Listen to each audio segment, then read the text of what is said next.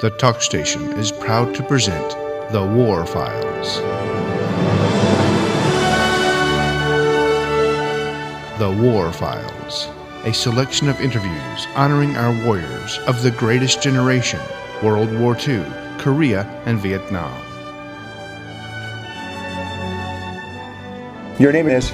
Gene W. Morrison. Originally from? Santa Ana, California. And you were in World War II? Correct. Why did you enter the war? It was a thing to do. How old were you when you went in? 19. Well, I was in my second year of junior college. What service did you join? Joined the Navy as a flight program and opted when I graduated for the Marine Corps. I went to pre-flight school at St. Mary's College above Oakland. I went to primary at Los Alamitos and right near Long Beach. Went to secondary in Corpus Christi, Texas. Graduated. Came right back to San Diego. What were you trained to fly? Kind of a long story. I was underage, or had to have parent permission to join. When I told my folks that that's what I wanted to do, my dad agreed that he would assign permission. When push and shove came together, he wouldn't sign it. So I prevailed on my mother because she knew he had promised, but she made me promise that I would fly multi-engine aircraft because they were more safe than anything else. So I went through flight training in the Navy as a people pilot flying PBYs. When I got out to California to the Marine Corps, they were going to make me a transport pilot. However, they didn't have any airplanes. So I found out that if I got up to El Toro, I could join the fighter training unit, which I did. And there I had to start out in SNJs and then F4Fs and finally into Corsairs. What rank were you at this point? I was a second lieutenant. All right, so you flew a Corsair. Where did you go from there? I had 28 hours in the Corsair, and they sent 60 of us down to El Centro to join a squadron. My good friend Eddie Robinson had 31 hours, so he didn't get to go. They sent him out as a replacement pilot. I got to El Centro, and they very judiciously counted down 30 and drew a line, and the top 30 went to VMF 122, and the bottom 30 went to 323 over at Camp Pendleton. 122 went out, and we wound up in Peleliu in the Western Carolines. Right. And 323 was delayed. They wound up going to Okinawa. And the guys that I had flown with up there got to shoot at airplanes, and I didn't. I saw one airplane in the air when I was out there, and that happened at when they were changing the reel in the movies. But I had a lot of fun and enjoyed it. And what did you do in that capacity as a fighter pilot? If you only our job was to keep about 30,000 Japanese on Battlefield occupied, and we flew patrols around the island. We bombed them and strafed and that sort of thing. We ran a few strikes and some very interesting ones, I remember. The Japanese headquarters was a place called Koror in the south end of Babelthorpe. And one Sunday we ran scheduled 4 strikes against it. There were 4 squadrons on the island, 3 fighter squadrons and 1 torpedo bomber squadron. Each squadron provided 16 planes for that strike. And the first one I went on because I was the CO's section leader. I didn't go on the second one. The first one was all right. We got shot at some, and we dropped a lot of bombs. And The second one was more intense as far as enemy resistance was concerned. The third one of the guys in 121 got hit in his dive bombing run and bailed out, and he landed in the water about 150 yards off the beach at Karor Town. And the CEO of the squadron called for the Dumbo, the PBY, was circling off to the west to come in and get him. They unfortunately had taken about a dozen passengers aboard to watch the show. Oh. And the PBY pilot declined to come in. Wow. I remember the CEO of 121 said, "You son of you come in and get this guy, or I'll come out there and shoot you down myself." And they came in and they made 2 passes at him. They got him on the second pass. At the time, this guy went down in the water, and they were shooting at him from the beach. Mortars and flat trajectory stuff, and we formed 3 squadrons of 16 planes each, a big left ferry circle, and we just kept shooting. Keep the enemy down. Yeah, trying to. What was it like when you weren't flying? Well, for about almost 3 months, breakfast consisted of pancakes. Lunch was Spam soup. Our flight surgeon felt that we shouldn't be eating too heavily in the hot weather. And the evening meal was out of K rations. What was the temperature like when you say in the heat? Well, it was hot as hell in the daytime in the sun, but we had to trade with it. It was not unbearable. You stayed in the Marine Corps. Yeah, that's correct.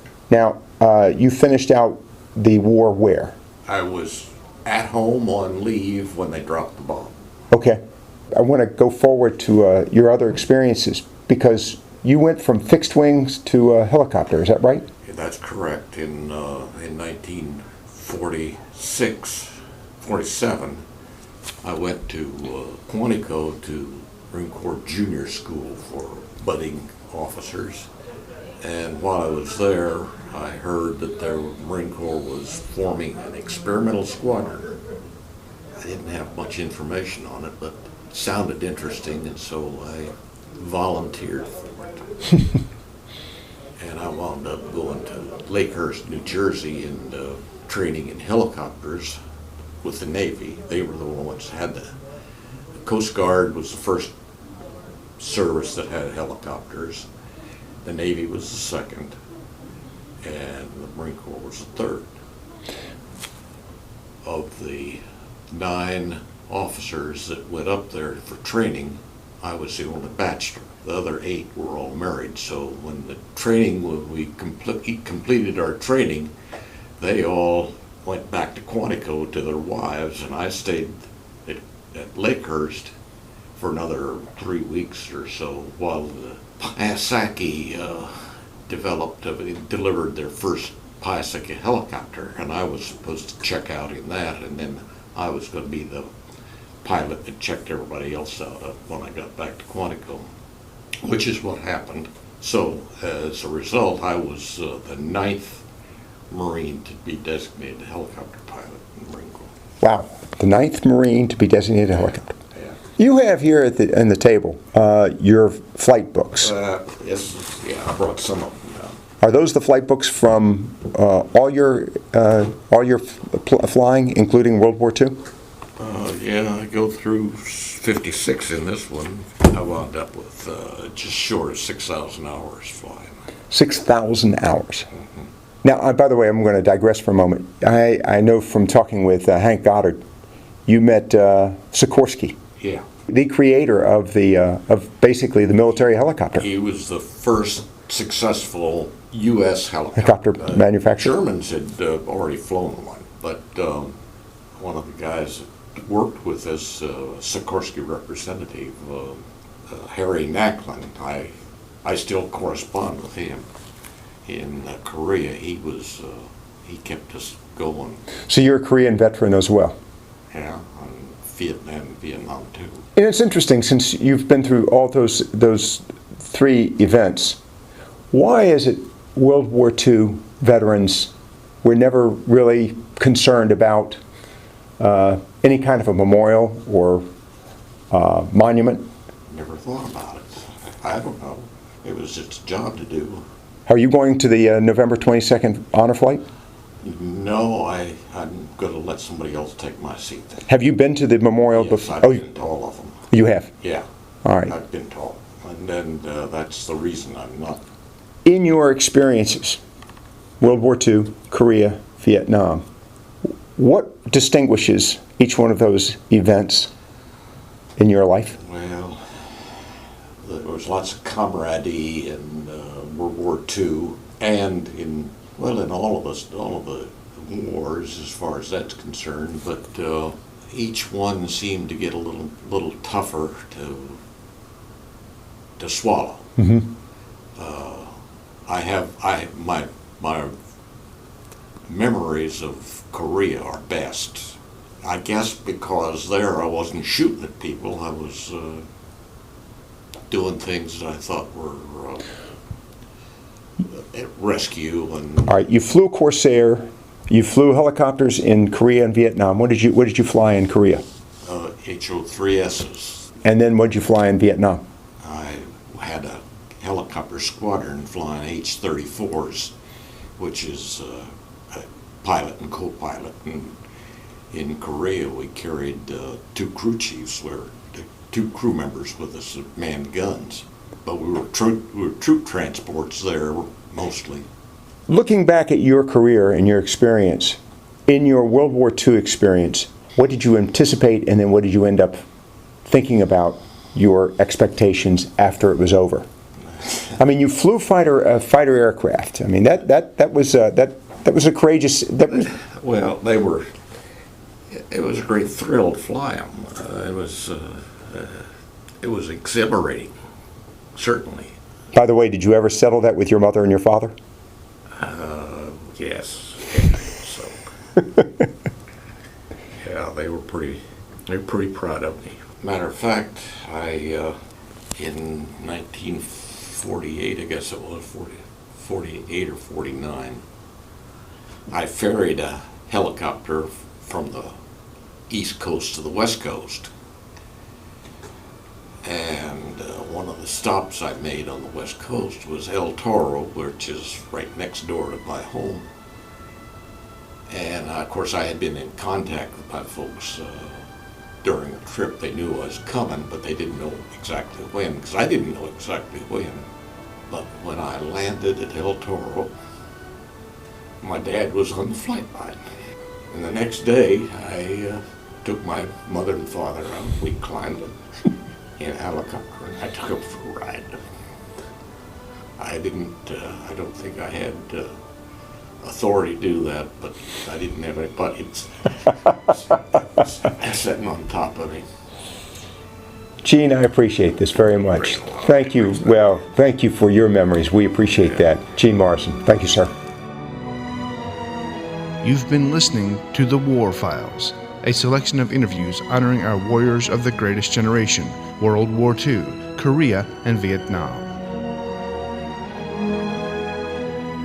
The War Files is a TalkStation presentation.